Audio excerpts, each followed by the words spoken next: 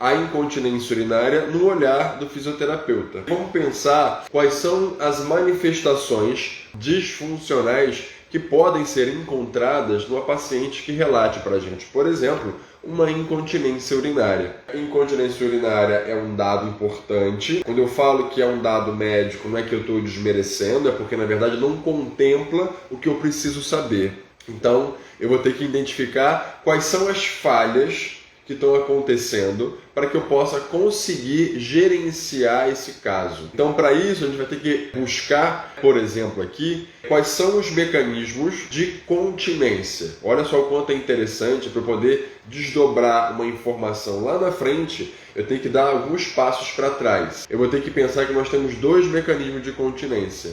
O primeiro mecanismo é o mecanismo esfincteriano, então ele é formado pelo esfíncter liso, inervado pelo sistema nervoso autônomo, especialmente as fibras simpáticas, e vamos ter o esfíncter estriado. Mas esse complexo do esfíncter estriado, na verdade, ele não é meramente um esfíncter estriado. Por que ele não é meramente um esfíncter estriado?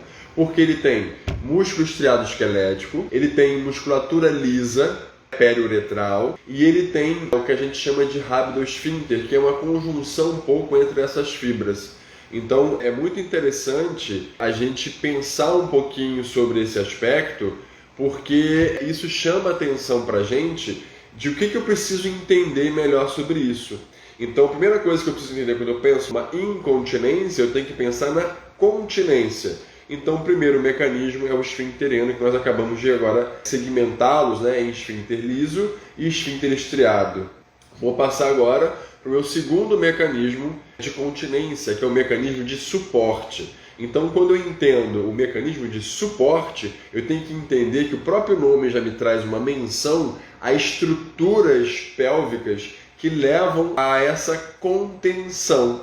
Inclusive, o próprio canal vaginal, por exemplo, seria um mecanismo de contenção. Então, dentro do mecanismo de suporte, nós vamos ter estruturas ligamentares, então nós temos tecidos conectivos, estruturas ligamentares, como por exemplo o ligamento útero-sacro. Mas que ele seja ligamento útero-sacro, a gente sabe que o útero preso lá em cima, ele estabiliza a vagina aqui embaixo. Então, esses componentes ligamentares, componentes tecidos conectivos, o componente facial, o mecanismo muscular, então todas essas correlações, elas vão gerar esse processo de continência. Então são aspectos muito importantes. Um outro componente importante que está dentro do processo de mecanismo de suporte seria o próprio mecanismo uretral. A gente poderia falar da estabilidade uretral.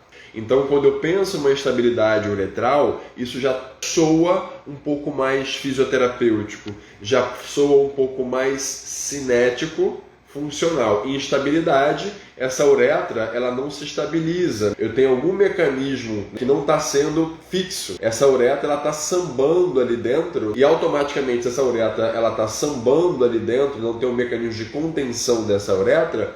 Eu posso, a uma descarga de peso no abdômen, gerar aumento de pressão vesical e essa uretra que está sambando, ela não tem firmeza o suficiente para suportar o aumento da descarga vesical. Automaticamente essa instabilidade gera baixas pressões uretrais. Bom, se eu tenho baixa pressão uretral, bingo, eu tenho perda de urina. Então a pressão uretral, durante o mecanismo de continência, tem que ser superior à pressão vesical, gradiente de concentração, isso é física. Então são pontos bem importantes a serem considerados, a serem identificados.